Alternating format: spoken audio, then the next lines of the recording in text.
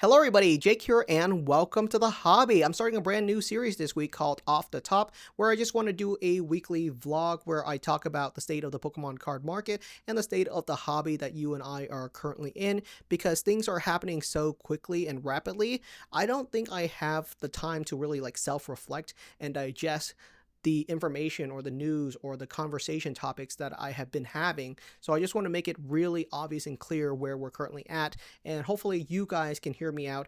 And if you have experiences or stories or any conversation or information that you've had over the past couple weeks that you want to share with the community, feel free to drop a comment and let me know what your thoughts are. And yeah, we'll just see where it goes.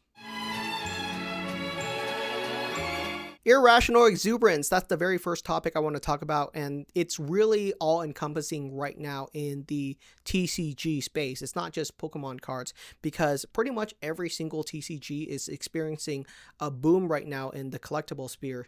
Trading cards is just really hot right now, and there are new people collecting TCGs every single day. We're not just talking about Pokemon cards, because there's One Piece, Magic the Gathering, Yu-Gi-Oh, Riftbound, Hololive, Cookie Run, you name it, and there's a TCG for it right now. Lorcana, the list just keeps going on, and there's a bunch more TCGs being added to the hobby right now. And the real crazy thing is that there's enough room for all of them, at least right now. I think once the dust settle, there's no world where I think we can have 30 different collectible TCGs all happening at the same time.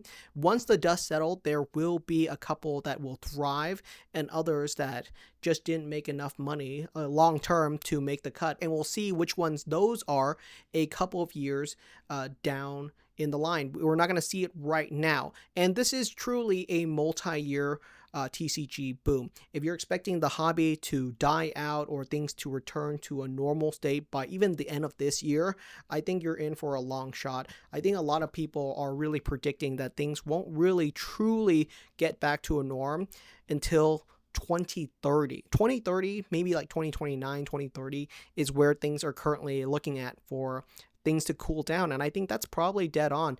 Right now, people are just too excited about TCGs and collectibles for anything for this giant engine to really calm it down. It's going to take a long time for things to kind of dissipate. And this irrational exuberance right now in the hobby is happening all across on many different spheres. There's so many buyouts right now. There are so many different collectors or TCG people or people that are just really expecting the market to continue to climb, that they feel really confident in buying out certain cards. There are so many cards in the hobby right now that are $1 card a month ago that someone just bought out 800 copies of, and it jumps up to being a $15, $20 card. An example of that would be the Bulbasaur from the first partner collection, obviously, where it was bought out from being like a $20 to $30 card, rose to being a $70 card, and now right now it's looking to be like a $40-ish card, which is still more expensive than where it started off at. Whether there's any truth to this card being truly super desirable or not, the market is speaking for itself, where there's someone out there that was confident enough, or groups of people out there that were confident enough in the state of the hobby, that they think they can buy out a card and be rewarded for it, right? In the history of TCG over the past 25, 30 years, it's well documented that if you buy out a Magic the Gathering card, a Yu-Gi-Oh card, a Pokemon card, in most cases, you are burnt rather than rewarded. And a big reason for that is whether you speculate that it's going to be highly desirable as a collectible, or whether you speculate that it's really competitive in the TCG. When you buy a card from being a $20 card up to a $70 card, there's a bunch of people on the sideline that will say, hang on, if you just bought out all of these cards and you rose the price to $70, I'm gonna list my copy for $60, and I'll just make that profit margin, and the card will go back down to being like a $20 card. Thank you for pumping it for me, and I reaped the reward, and whoever bought out the card just ended up being burnt by it, and that's how buyouts were seen. However, right now in the state of the market, the ego in the hobby and the hubris is so high that people are buying out cards, and I'm talking about not one card, but like there's so many instances of cards being bought out. So many different cards from multiple different TCGs that people are just speculating on. And it really goes to showcase the state of the market when people are confident. They're saying, heck yeah, man, I'm going to buy out this card and just sit on it for a year. And I'm really confident this $1 card is going to be a $15, $20 card.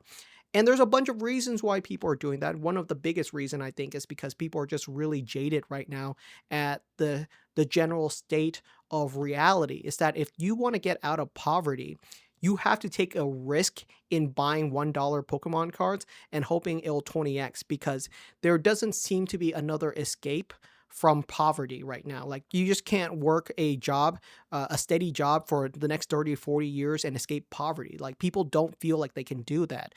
They really feel like they have to win the lottery, gamble on some different sports or a team to win it big, like a 1 in 20 odds, bet it all on blackjack or on the roulette table or something, or buy out a Pokemon card. That seems to be like the only escape from poverty right now. So that's why a lot of people are doing it, and they feel confident that Pokemon cards is their solution for it. Whether it comes true or not, it's just an interesting case that the hobby's currently at in this irrational exuberance time. Let's talk about comparables, because if you didn't know, a lot of times when you buy a Pokemon card or anything in the hobby, really, most vendors or shops will look at comps, which means they just look at the previous sales of certain cards, like the Bubble Mew. Bubble Mew EX in a PSA 10 will normally go for $3,000. If the last 5 copies sell for $3,000, the vendor's probably going to price theirs at $3,000. But right now, because of the state of the hobby, because of how expensive Black Label cards are, there doesn't appear to be a lot of meaningful comparables. What that means is that the last Bubble Mew Black Label sold for $250,000. A lot of people are feeling like cards can just be whatever price right now. Anything can be set in the market. There doesn't appear to be any limits to the upper end for how expensive a card can be. A great example of that is that I bought a Black Label card from a vendor at Card Party for $5,000. And during that same weekend, I went to a different vendor just a couple of feet away and asked them what they think that Black Label is worth. What do you think this Black Label is worth? And they estimated it to be worth around $10,000. And the very next day, because of a golden auction that sold for a similar Black Label card for $47,000, I went to a different vendor and asked them what they think, their expert opinion on what that card is worth. And they think my Black Label card is worth $20,000 to $30,000. That's where the status market is, when I can buy a card from a vendor for $5,000, go to a different vendor, and they estimate the price and value on that card to be $10,000. And the very next day, someone else estimates the value of that card to be $20,000 or $30,000. What a world we currently live in. In the exact same weekend, during Card Party weekend, the Chinese Mew, the Chinese EX Mew, the 1,510 copies of it, on Friday, there were copies being sold at $42,000 to $45,000. On Saturday, you couldn't find a copy selling for less than $50,000. On Sunday, the cheapest one I found was being asked at $60,000. In the exact same weekend, a card went from being $42,000 to $45,000 on Friday to being $50,000 to $55,000 on Saturday, and on Sunday, the cheapest copy was $60,000. That's how quickly prices are moving when a card starts off the weekend at 40 and ends the weekend at 60. So it just climbed $20,000 in the course of 3 days. And that's the state of the hobby right now. And that goes to showcase how quickly things are moving. They're moving so rapidly that vendors aren't able to truly compare prices anymore. Comparables are just not making sense right now. And it's a really scary time because you can't lock down prices.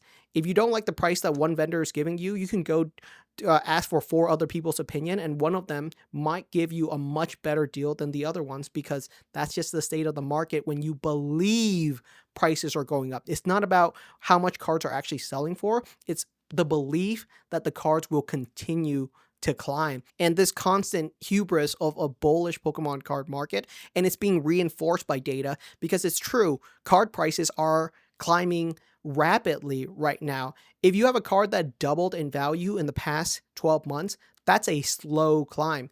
The data shows that the average price on the Pokemon Card Market Index went up 116%. That's the average value from 2025 to 2026, is that the average collection doubled in value. Doubling in value is the average, which means anything that is not doubling in value in the past year underperformed. And so I'm seeing cards that are tripling in value, quadrupling in value over the past 3 months, and people are really excited about those cards. I'm seeing people who are going up to our vending tables when we vend as Card Lounge, and they're selling us cards, and I'm asking them like, why are you selling this card?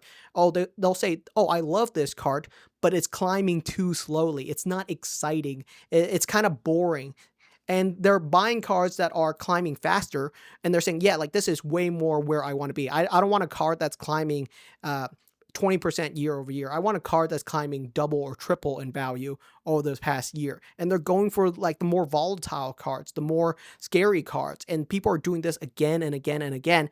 And it's because they're reinforced, they're not afraid that that card can drop right now. They're so confident that cards are going to continue to climb that they're willing to take the risk on cards that are tripling in value in the past 3 months.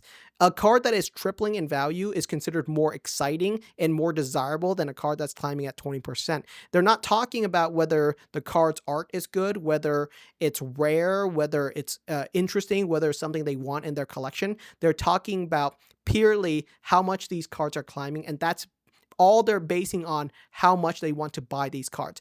The faster a card climbs, it increases the demand. It completely ignores like a normal supply and demand curve. I think that's the really interesting thing, is that normally when a card price goes up, people should want it less because it's more expensive. There's less people that can purchase it. Demand should drop for a card as it climbs in value.